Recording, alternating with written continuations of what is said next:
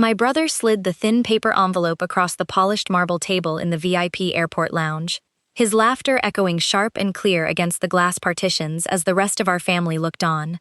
Inside was a single economy boarding pass for seat 38F, the very back row of the aircraft, right beside the aft galley, while everyone else held leather-bound first-class passes.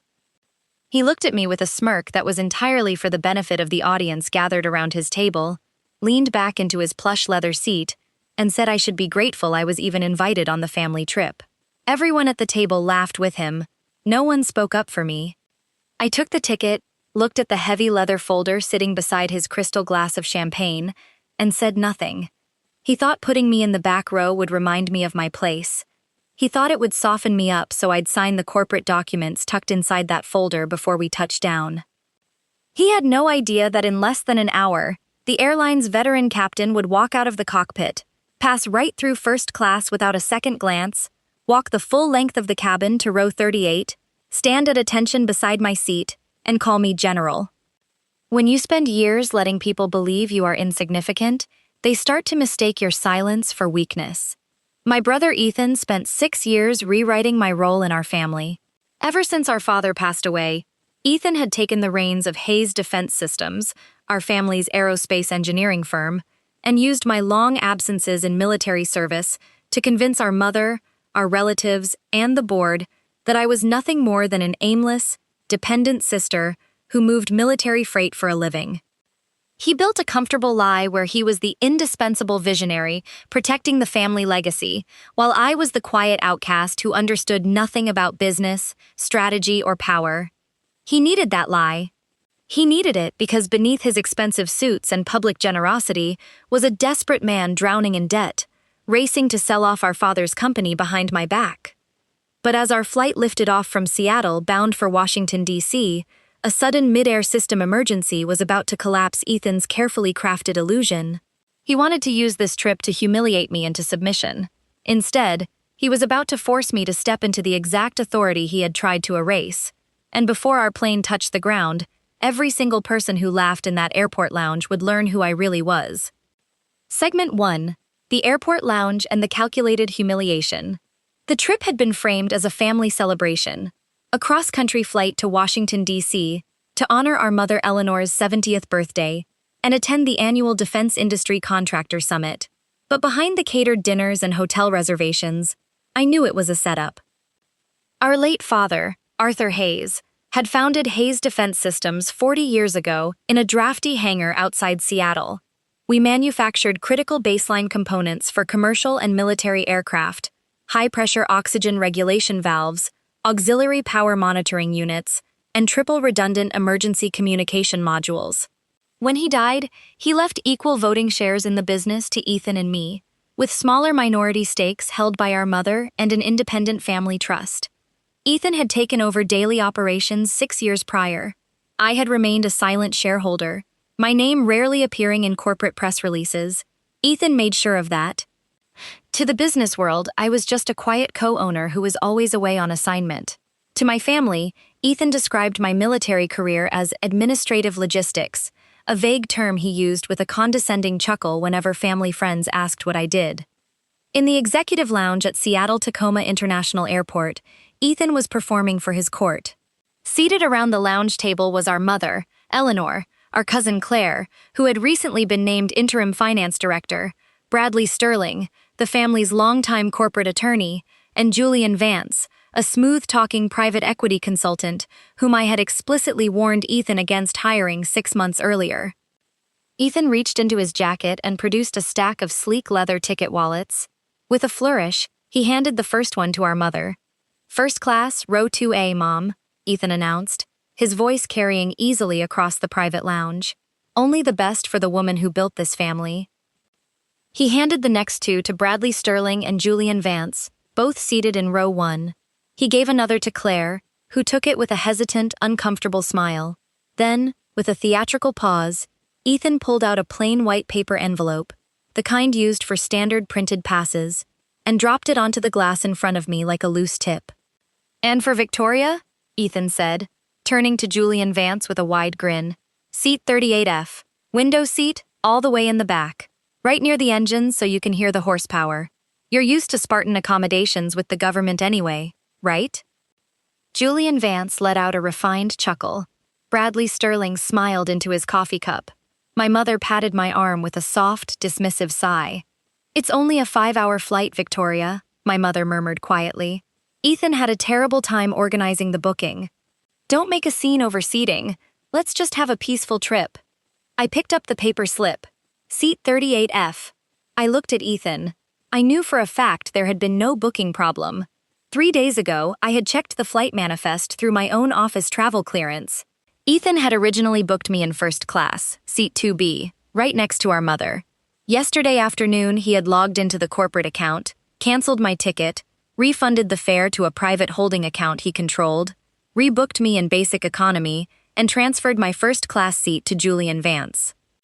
You could ask the desk agent to move me forward, I said evenly, my voice remaining completely level. There are open seats in business. Ethan smiled, taking a slow sip of his champagne. Everything's locked in, Victoria. Besides, executive travel is meant for people making executive decisions. It doesn't make financial sense for the company to drop $4,000 on a seat for someone who just attends the meetings. He pushed a thick, dark leather folder across the table toward me. While you're back there with nothing to do, review these, Ethan added, his tone shifting into something cold and transactional. Standard corporate proxy authorizations for the DC summit. Sign the flagged pages before we land. It'll save us from wasting time with arguments at the hotel. I opened the folder. The top document was titled Temporary Board Delegation and Special Voting Proxy. The text inside was dense, filled with layered legalese drafted by Bradley Sterling. But beneath the boilerplate terminology, the reality was obvious. Signing it would transfer my full voting power to Ethan for 5 years. Below that document was an unpublicized agreement approving the emergency acquisition of Hayes Defense Systems Safety Component Division by a newly formed entity called Apex Strategic Holdings, a firm represented by none other than Julian Vance. The purchase price listed was less than 40% of the division's actual asset valuation. Tucked into the back annex was a quiet clause authorizing an immediate $12 million restructuring and advisory fee to Vance's private firm upon closing. I closed the folder with a quiet snap. I'm not signing this in an airport lounge, Ethan, I said. Ethan's smile hardened, his eyes narrowing slightly. Still as stubborn as Dad left you, aren't you? You always think you know better than the people actually running the business. You've been playing soldier for 20 years, Victoria. You don't know how the modern defense market works. You sign those papers, or you drag this family into a public fight we don't need. Trust doesn't require a rushed signature under threat, Ethan, I replied quietly. I could have exposed him right there in front of the family. I had secure digital files sitting on my encrypted tablet. Internal emails proving Ethan had been quietly negotiating the asset strip of our father's company for 8 months. I had communications showing he planned to lay off 350 line technicians in Seattle and move production to an unvetted offshore subcontractor owned by Vance's associates. More dangerously, I had evidence that 11 days ago, Ethan had personally suppressed an urgent engineering report regarding a batch of our emergency communication modules that had failed high-altitude thermal stress tests. Instead of issuing an immediate voluntary recall as required by federal law, Ethan had ordered the quality assurance director to hold the report, hoping to complete the sale of the division before the defect became public knowledge. I stayed silent. I did not raise my voice. In military intelligence and strategic command, you never launch an attack when you only hold half the operational map. I needed to see who else was in the room with him when the trap sprung. Keep the folder, Ethan said dismissively, standing up and adjusting his cufflinks. Read it on the way to row 38. Maybe the noise back there will help you think clearly. Segment 2. The Untold History of Victoria Hayes. My family saw what they wanted to see. To my mother, I was the daughter who left home at 22 and never settled down into the family business. To Ethan, I was an inconvenience, a co-heir whose equal equity stood between him and total control of our father's balance sheet. What none of them chose to remember was that before Ethan ever stepped foot into Hayes Defense Systems, I was the one who worked alongside our father in the freezing assembly shops.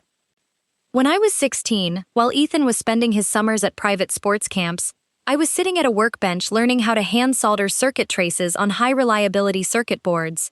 By 19, while Ethan was changing majors for the third time at an expensive private university, I was spending my winter breaks in unheated test hangars, testing auxiliary emergency transmitters under extreme pressure limits. I knew every weld, every failure threshold, and every engineering tolerance our company produced. When I finished my dual degrees in aerospace systems engineering and strategic logistics, my father wanted me to stay and take over operations. But I wanted to see how those systems performed where failure wasn't just a financial loss, where failure meant lives lost. I joined the United States Air Force.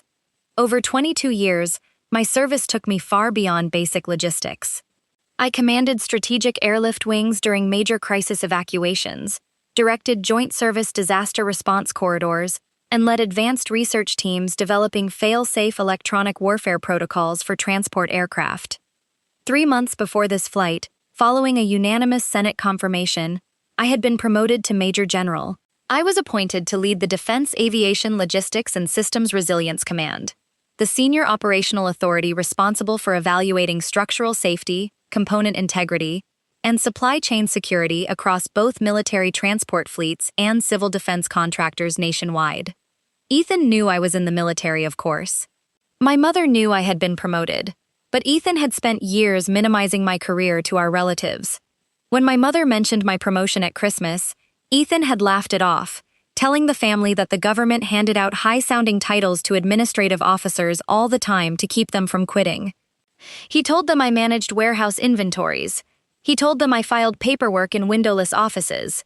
And because my work required top-tier operational security and frequent classified deployments, I never bothered to correct him. I didn't need my family's applause to validate my service. As I walked down the jetway holding my paper boarding pass, carrying my standard-issue olive canvas duffel and a leather briefcase, I watched Ethan walk ahead with Julian Vance and Bradley Sterling. They were laughing together, stepping onto the plane with the posture of men who believed they owned every room they entered. I stepped onto the aircraft, turned right at the galley, and began the long walk down the center aisle, past the spacious first-class cabin, past business class, and deep into the dense rows of economy. Segment 3. Boarding and the Row 38. Salute Row 38 was the absolute last row of the Boeing 737. My seat, 38F, was a window seat located directly beside the rear lavatories and the galley service doors. The air back there smelled faintly of stale coffee and disinfectant, and the rumble of the auxiliary power unit beneath the floorboards was a low, constant vibration. Sitting in seat 38E was an elderly woman named Sarah, a retired elementary school teacher traveling to see her newborn grandson. In seat 38D was a young college student named Marcus, who was nervously reviewing engineering textbooks for an upcoming midterm. When I reached the row, Marcus immediately stood up to help me lift my heavy leather briefcase into the overhead bin. "Here, let me take that for you, ma'am," Marcus said politely, taking the weight of the bag. "These upper bins get crowded fast back here." "Thank you, Marcus," I said, giving him a warm smile as I slid into the window seat. "I appreciate the hand." "No problem at all," he replied, settling back into his middle seat. Their quiet, unassuming manners stood in stark contrast to the performative arrogance I had just left behind in the VIP lounge. For the first 15 minutes of boarding, I sat quietly, watching the stream of passengers move down the aisle, placing my tablet on the tray table and opening the encrypted technical files regarding Hayes Defense Systems. Then, the cockpit door near the front of the aircraft opened.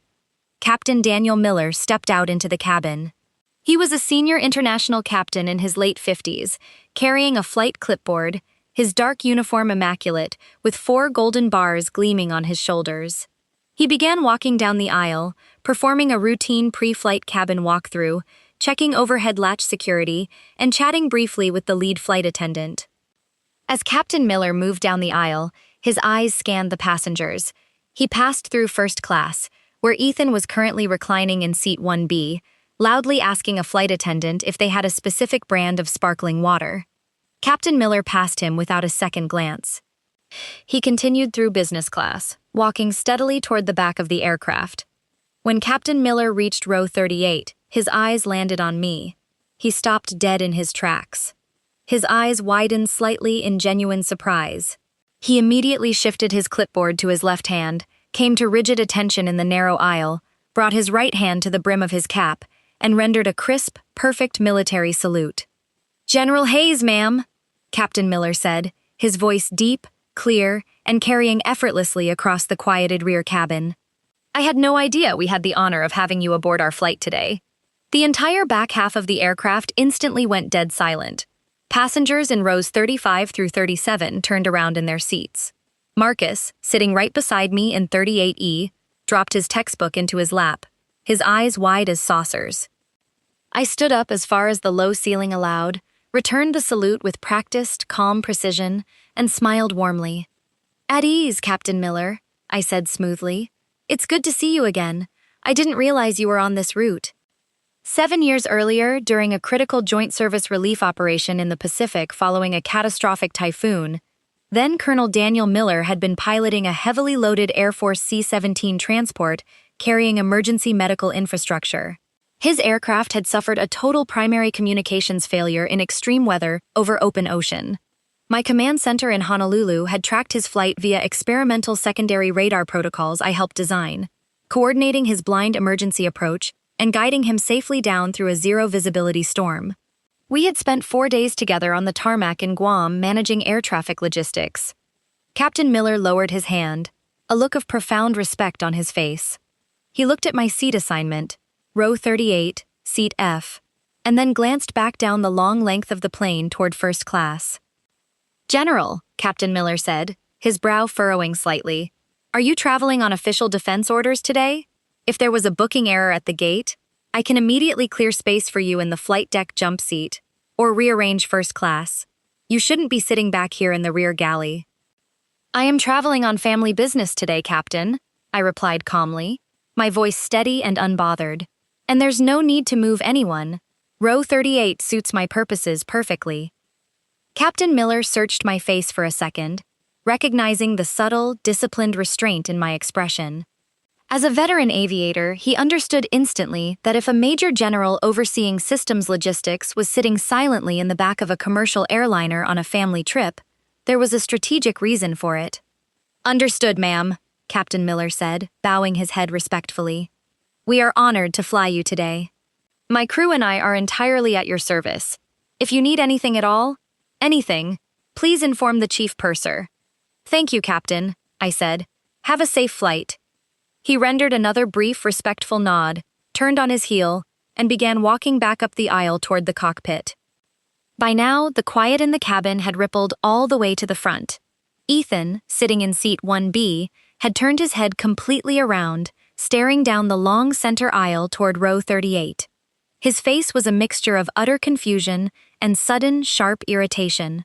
He had watched the entire interaction, had seen an airline captain stand at attention in front of the sister he had just tried to humiliate with a cheap economy ticket. My phone buzzed in my hand. It was a text message from Ethan. "What was that embarrassing little show back there? Did you hire that pilot to make a scene? Don't think a fake title gives you authority over company business, Victoria. You're still signing those papers when we land." I read the message, saved a screenshot to my secure cloud drive, and switched my phone to airplane mode. I didn't reply.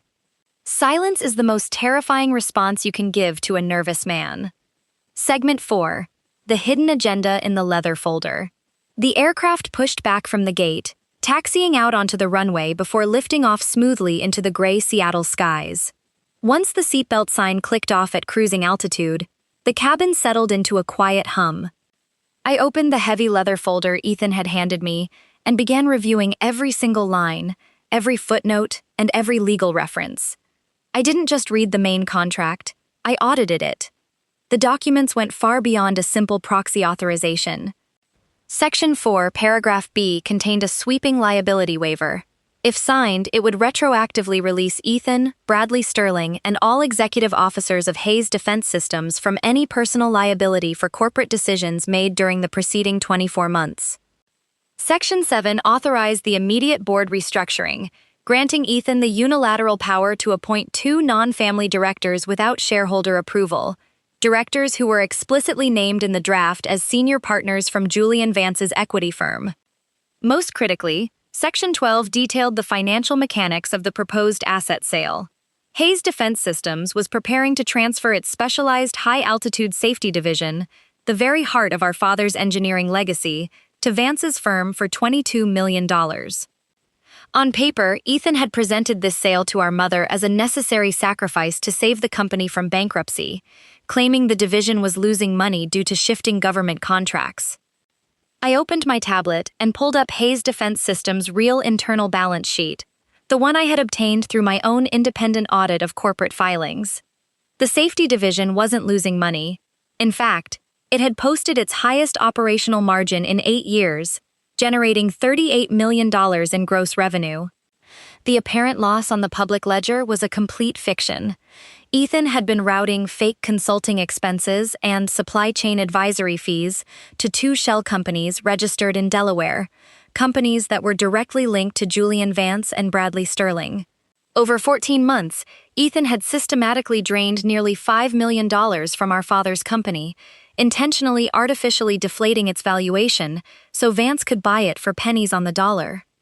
Once the sale closed, Vance's group planned to strip the patents, shut down the domestic assembly plant in Seattle, lay off 350 veteran American technicians, and move manufacturing to an uncertified overseas facility. Ethan would walk away with a guaranteed $12 million offshore payout and an executive seat on the new entity's board. And the reason he was so desperate for my signature on the flight was simple. Under our corporate charter, a major asset sale required a supermajority vote of 66% of voting shares. Without my shares, or without my signed proxy, Ethan's vote was legally powerless. He had placed me in row 38 because he wanted me to feel isolated, small, and eager to please. He wanted to spend the 5-hour flight working on our mother in first class, convincing her that I was being irresponsibly difficult, so that when we landed in D.C., the entire family would pressure me into signing. About 45 minutes into the flight, I saw movement in the aisle. Our cousin Claire, the interim finance director, walked back toward the rear lavatories. She looked visibly shaken. Her laptop bag was slung tightly over her shoulder, and her hands were trembling slightly. She pretended to wait for the restroom, then turned and looked directly at me in seat 38F. "Victoria?" she whispered, her voice barely audible over the roar of the engines. Can I talk to you for a second?" Marcus, sitting beside me, immediately noticed her distress and stood up. "Take my seat for a minute, ma'am. I'm going to stretch my legs in the aisle." "Thank you, Marcus," Claire murmured, sliding into seat 38E beside me. She looked nervously toward the front of the aircraft, checking to make sure Ethan wasn't watching from first class. "Victoria, what happened back at the lounge?" "Ethan shouldn't have done that," Claire began rapidly, her words coming out in a rushed whisper. "He told everyone you didn't care about the company anymore. He said you were just holding us back out of spite." "Claire," I said calmly, looking her in the eye, "did you look at the wire transfers to the Delaware vendors?" Claire's breath hitched. She went pale. How do you know about those?" she stammered. "I only found them 2 nights ago, when I was reviewing the quarterly audit ledgers. $4.2 million routed through advisory firms with no deliverables attached. I confronted Ethan yesterday morning, and he told me the board had authorized them as confidential development costs.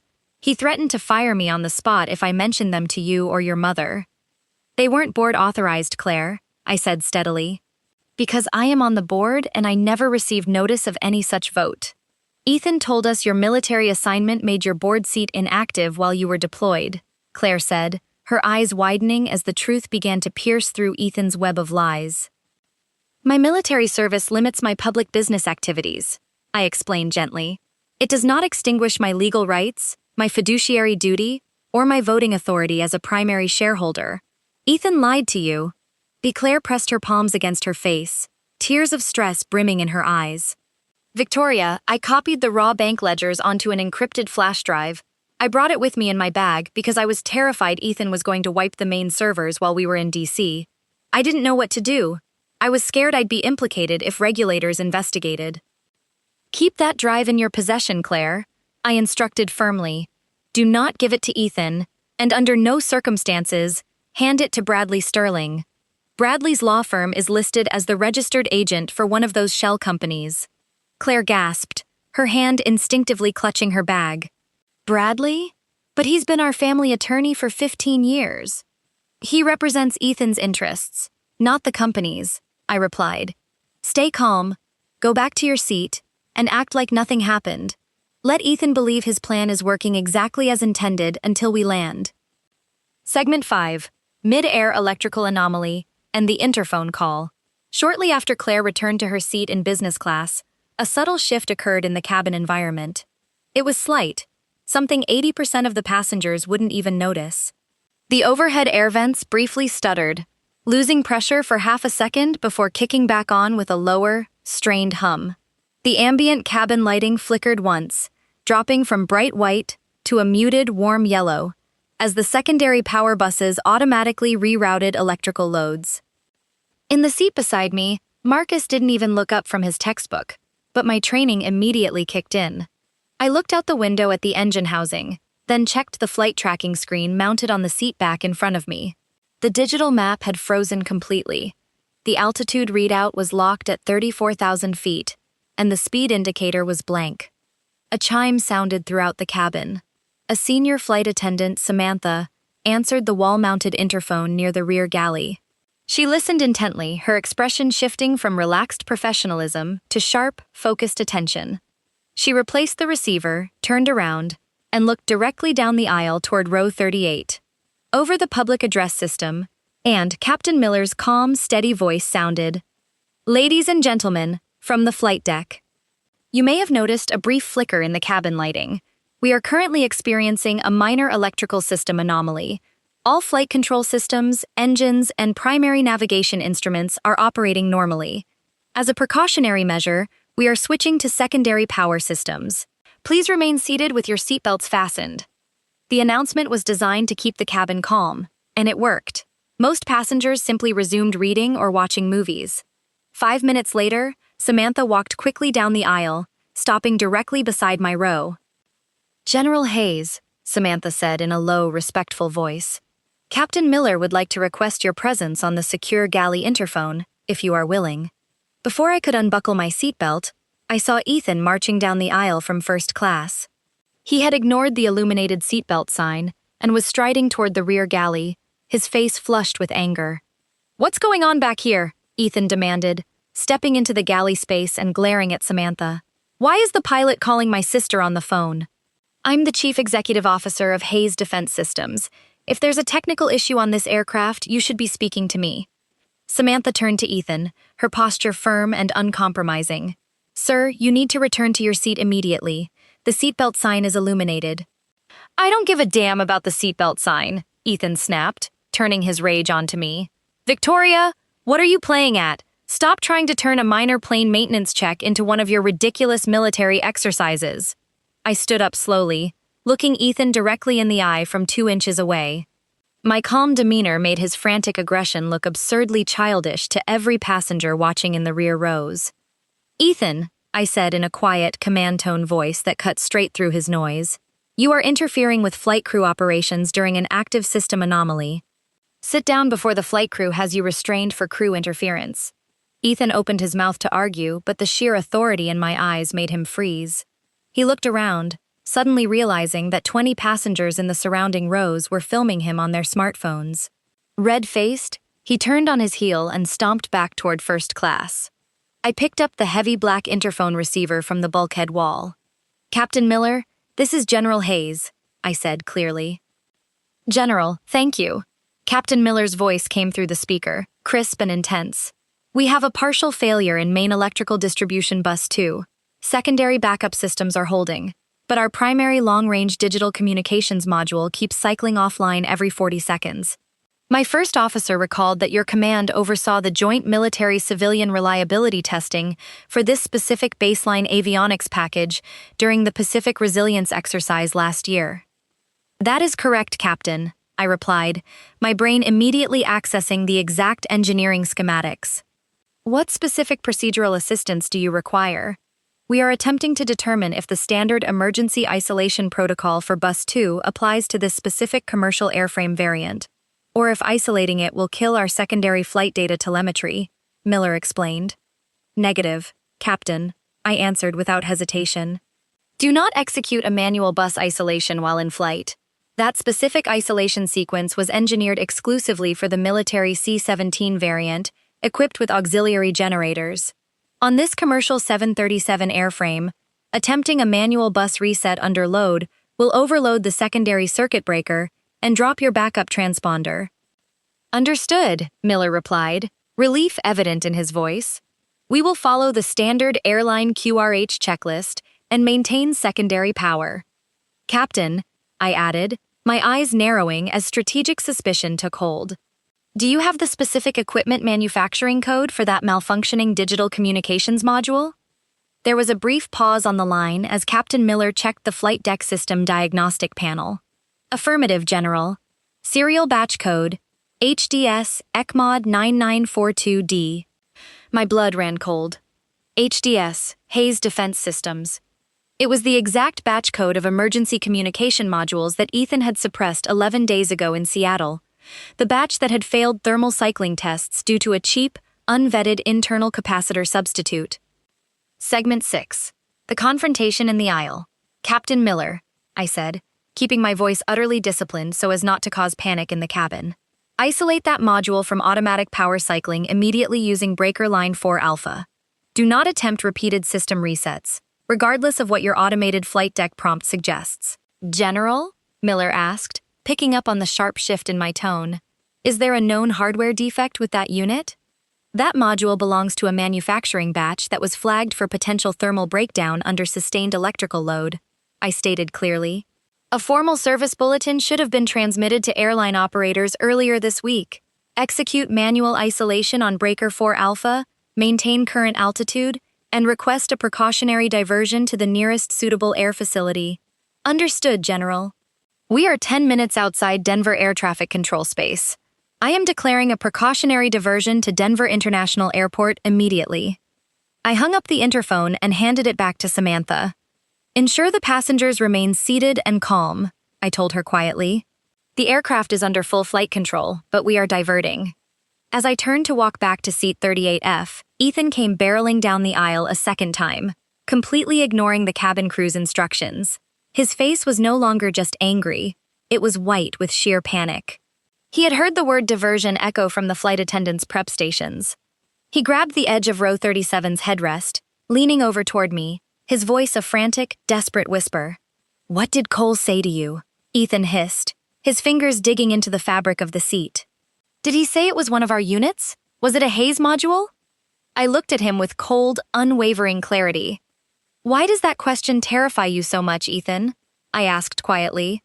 You have no right to discuss company manufacturing data with a commercial flight crew. Ethan snarled, trying to assert control. That's proprietary corporate information, protected by non-disclosure agreements. A suppressed safety defect on a commercial airliner isn't proprietary information, Ethan, I said, stepping closer to him so only he could hear my words. It is a federal crime. It wasn't a safety defect, Ethan spat back, his voice cracking with strain. It was an administrative documentation discrepancy. The engineering team overreacted to a minor thermal spike during extreme lab stress tests. The parts were completely safe for standard operation. You knew, I said softly, the final piece of the truth locking into place. You knew the batch failed inspection 11 days ago, and instead of notifying the FAA and issuing a recall, you buried the report so it wouldn't disrupt your deal with Julian Vance. If a recall was published, the acquisition would have collapsed, Ethan whispered fiercely, his eyes darting around as he realized nearby passengers were watching us. Vance's investors would have pulled their funding. The company valuation would have tanked by 40%. I did it to protect the financial stability of Hayes Defense Systems. You did it to protect your $12 million payout, I corrected him directly. You risked every life on this aircraft, including our mothers, just to make sure your wire transfer cleared before anyone audited the quality logs. Ethan's confidence vanished entirely, replaced by a raw, naked fear. The aircraft banked gently to the left, the engines throttling back as Captain Miller initiated a gradual descent toward Denver. The public address system chimed, announcing that the flight was making a precautionary landing in Denver due to a secondary system warning. Ethan grabbed my arm, his grip tight and desperate. Victoria, listen to me, he begged, his arrogance completely dissolving. When we land in Denver, regulators are going to be waiting at the gate. If you tell them about that suppressed report, Hayes Defense Systems will be hit with emergency federal injunctions. Our defense contracts will be suspended. Hundreds of people in Seattle will lose their jobs. Is that what you want?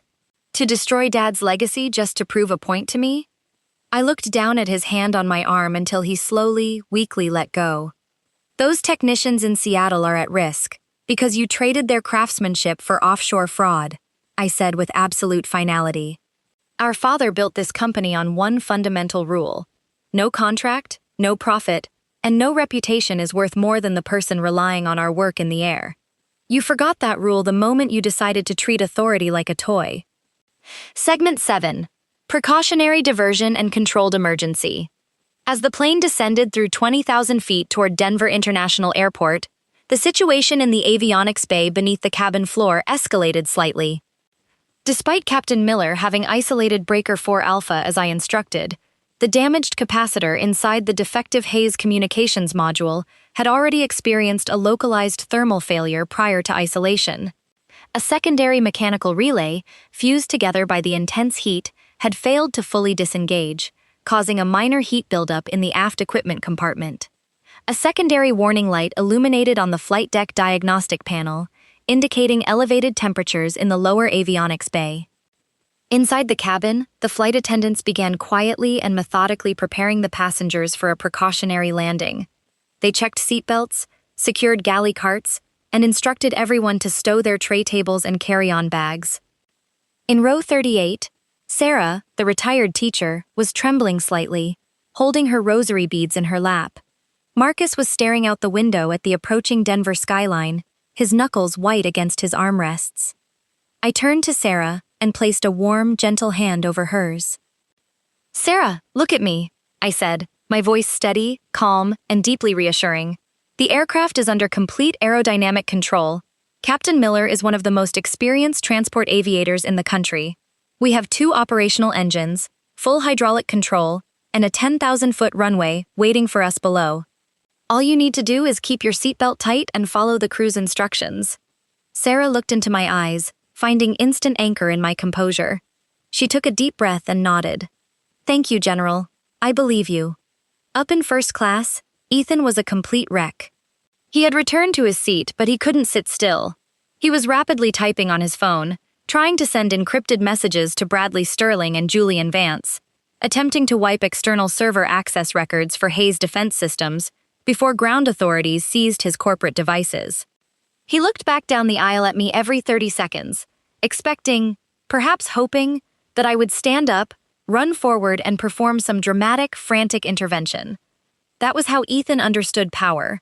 He believed power meant shouting, taking control of the room, and making a grand public spectacle. He didn't understand that true operational command often means staying in your position, maintaining quiet discipline, providing accurate intelligence to the right people, and letting trained professionals do their jobs without interference. Samantha walked back to row 38 and handed me the interphone one last time. "General, Captain Miller has one final technical query," she whispered. I took the receiver. "Go ahead, Captain." "General, airline maintenance control on the ground is pressuring me to attempt a manual bypass of the aft equipment bay cooling fan circuit breaker to dump heat before touchdown," Miller reported. "It's an unapproved field procedure not listed in our standard flight manual." "Negative, Captain," I replied instantly, my command authority unshakable. "Do not improvise unapproved procedures under pressure from ground managers who aren't in the cockpit. The equipment bay heat is localized to the isolated module casing. Follow your standard flight deck checklist to the letter. Land the aircraft on the designated runway. Deploy thrust reversers normally, and let ground emergency services perform an external thermal sweep after rollout." "Copy that, General," Miller said, conviction returning to his voice. "Following standard checklist, landing in 4 minutes." That single piece of strategic advice saved the crew and preserved crucial legal evidence. Had Captain Miller attempted the unapproved electrical bypass, Ethan's legal team would have later argued that the airline's improper maintenance intervention, rather than Hayes Defense Systems' defective manufacturing, had caused the system failure. By adhering strictly to approved protocols, Captain Miller ensured that the entire chain of causality remained undeniable, documented, and pristine. Out the window, the wide runways of Denver International Airport rose to meet us.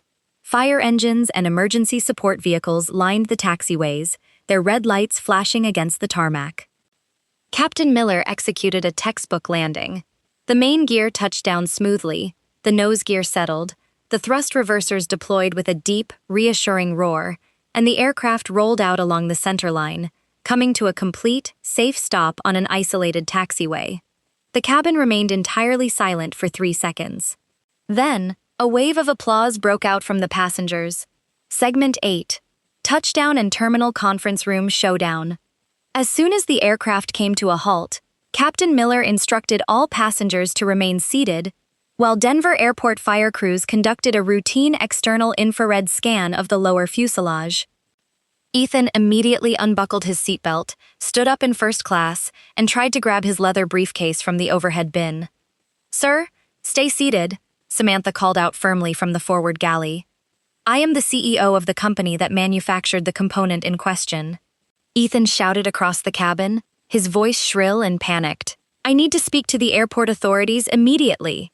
"You will remain in your seat until airport police clear the cabin, sir," Samantha replied coldly. 30 seconds later, the forward boarding door opened. 4 uniformed Federal Aviation Administration inspectors, accompanied by 3 Denver Airport police officers and 2 special agents from the Department of Defense Office of the Inspector General, stepped onto the aircraft. They walked straight past first class, guided by Captain Miller, who had stepped out of the cockpit. Captain Miller pointed down the aisle toward first class, where Ethan, Bradley Sterling, and Julian Vance were sitting. "Officers, those are the executive officers of Hayes Defense Systems," Captain Miller stated clearly. "And in row 38 is Major General Victoria Hayes, Director of Defense Aviation Resilience Command." The lead federal agent walked down to row 38 first. He stopped beside my seat, removed his badge holder, and presented his credentials. "General Hayes, I'm Special Agent Marcus Reyes, DoD Inspector General," he said respectfully. "We received an emergency digital evidence preservation order routed through your command deputy in Washington 20 minutes ago during your descent." "Thank you, Agent Reyes," I said calmly, standing up and retrieving my leather briefcase. "All relevant technical documentation regarding the suppressed safety report and unauthorized corporate asset transfers are secured on this encrypted drive. Cousin Claire Hayes, sitting in seat 14B, holds duplicate financial ledgers corroborating illicit offshore wire transfers." Agent Reyes turned to his officers. "Secure all corporate mobile devices, laptops, and files from Ethan Hayes, Bradley Sterling, and Julian Vance immediately under the Federal Evidence Preservation Order." Ethan went completely pale as 2 officers stepped up to his seat in first class, politely but firmly taking his corporate phone and laptop directly out of his hands. "You can't do this!" Ethan yelled, his voice cracking as passengers throughout the cabin pulled out their phones to film his public downfall. "I have rights! I demand my attorney!" Bradley Sterling, sitting next to him, raised his hands nervously. "Ethan, keep quiet, don't say another word." "Who do you represent, Mr. Sterling?" I called out from the aisle as I walked forward, my voice carrying coolly across first class.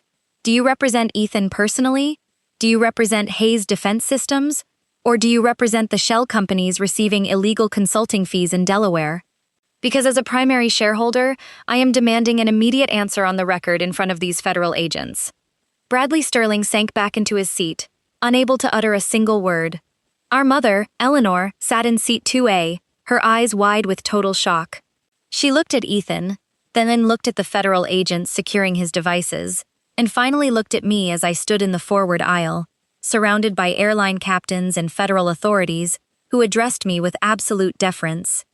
"Victoria," my mother whispered, her voice trembling. What is happening?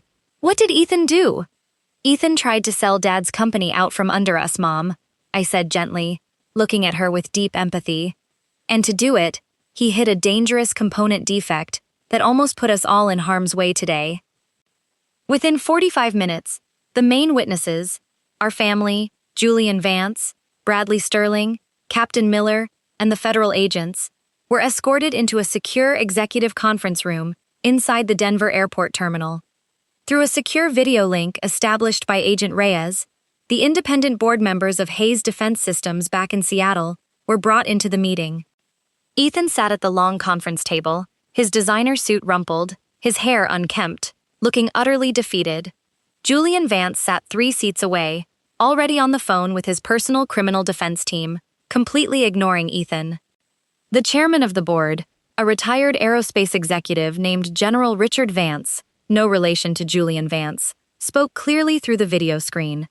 The board has convened an emergency session following formal notification from the Department of Defense and the FAA regarding a suppressed safety recall on component batch HDS ECMOD 9942B. We have also received certified forensic financial audits provided by Interim Finance Director Claire Hayes, showing $4.2 million in unapproved transfers to offshore entities. Ethan jumped up, leaning toward the camera. "Richard! Listen to me. This is a massive misunderstanding. Victoria engineered this whole crisis to take over the company. She's using her military title to intimidate you." General Richard Vance looked at Ethan through the monitor with cold disgust. "Ethan, 3 minutes ago, the airline produced the automated satellite message you sent from your personal phone while the plane was still at 30,000 feet. When the airline's maintenance center messaged you regarding the failing module code, you replied, quote, 'No known safety notice applies to this unit. Continue normal flight resets.' You lied to an active flight crew during an operational malfunction to cover up your paper trail." The room went dead silent. Our mother bowed her head into her hands, quietly weeping. Segment 9. Accountability and the Collapse of Ethan's Throne. General Richard Vance continued reading the emergency board resolutions over the video monitor. By unanimous vote of the independent board directors, Ethan Hayes is immediately suspended from his position as Chief Executive Officer of Hayes Defense Systems. All executive privileges, server access, corporate credit accounts, and representation rights are revoked, effective immediately pending criminal investigation. Ethan stumbled backward, falling heavily into his chair. He looked like a man whose throne had turned to dust beneath him in a matter of seconds. Furthermore, General Vance added, Bradley Sterling is terminated as corporate legal counsel, and Julian Vance's acquisition proposal is formally rejected with prejudice. The board will cooperate fully with the Department of Justice, the FAA, and DoD investigators. The board chairman then turned his eyes toward me on the screen. "General Hayes, under the emergency provisions of our corporate charter, the board offers you immediate appointment as interim chief executive officer to guide the company through this crisis." Ethan looked up, his eyes filled with a bitter, expectant poison. He fully believed that this was the moment I had been waiting for, the moment I would grab the crown, claim the corporate throne, and rub his defeat in his face. I stood up straight, looking at the board monitor, then down at Ethan. "I decline the offer, Mr. Chairman," I said calmly and clearly. The entire conference room gasped. Ethan stared at me in total, absolute disbelief. "Why?" Ethan choked out, his voice a bewildered whisper. "You won. You destroyed me. Why aren't you taking the company?" "Because Hayes Defense Systems doesn't need another family member using it as a personal stage," I answered evenly.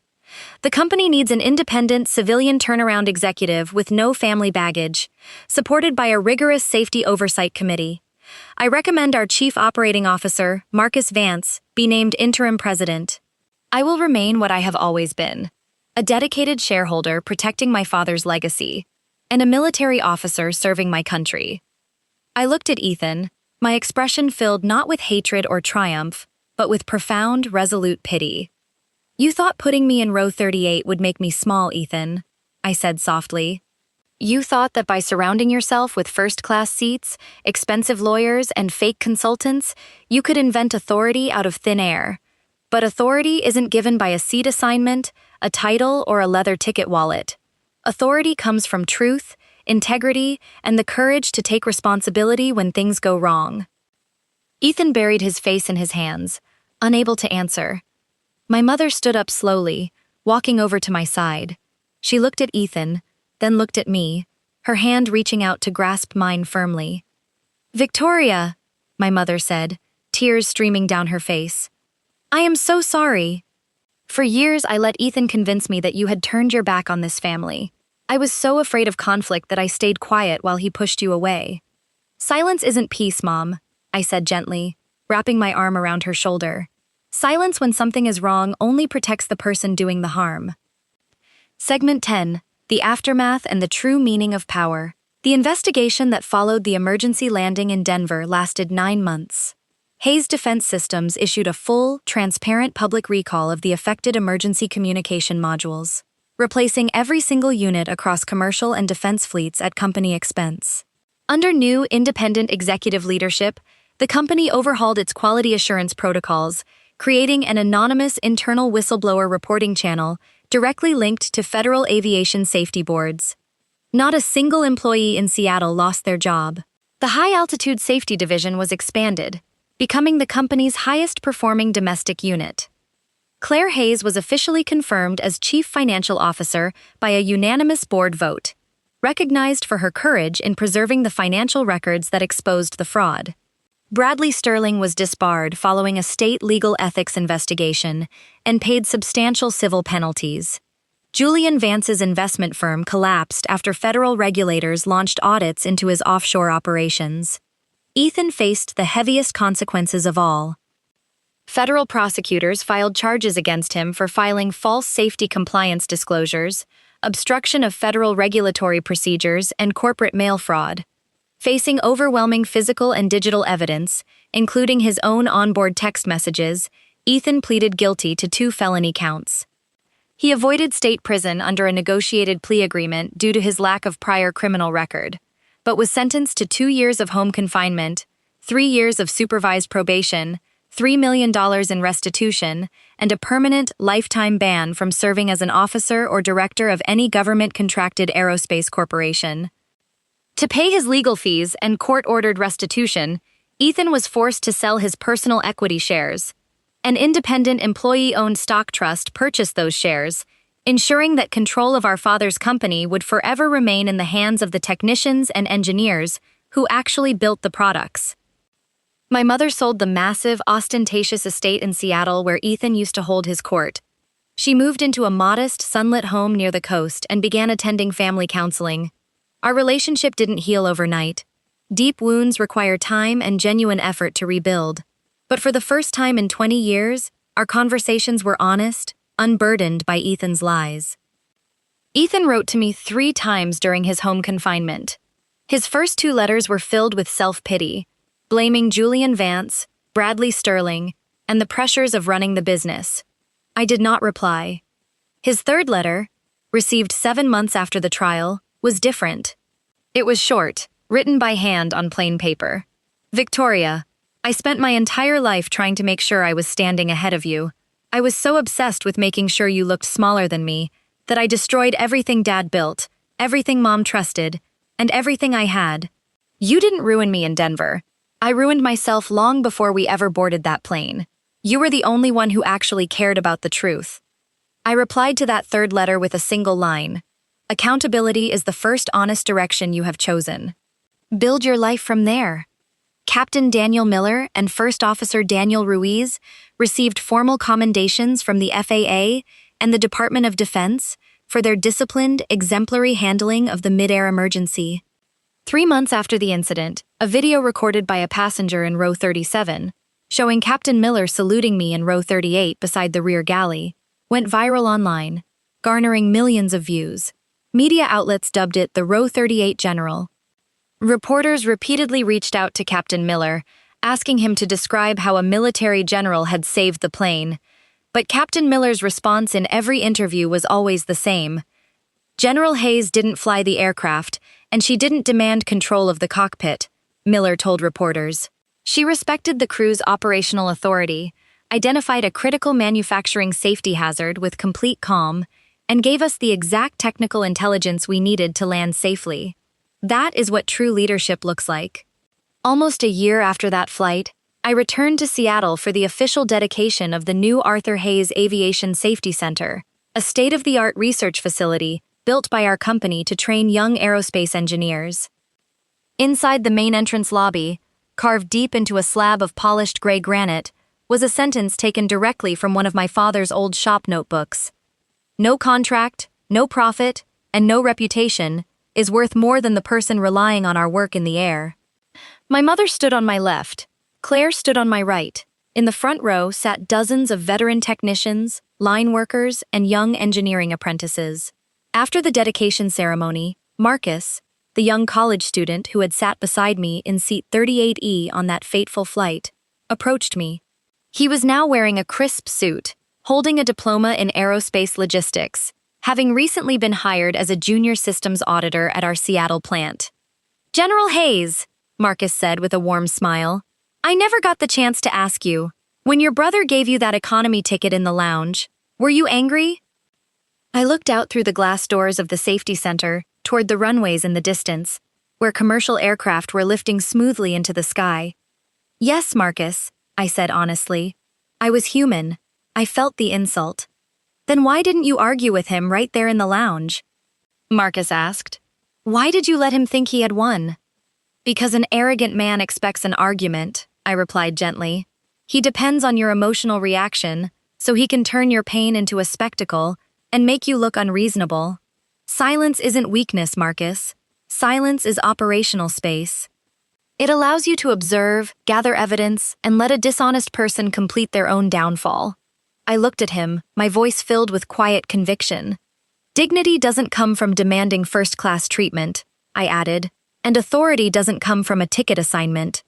True power comes from knowing who you are, doing what is right when no one is watching, and letting your integrity stand tall when the storm finally clears." If Victoria's story reminded you that your true worth isn't defined by those who try to diminish you, please hit the like button, subscribe to the channel, and share your thoughts in the comments below.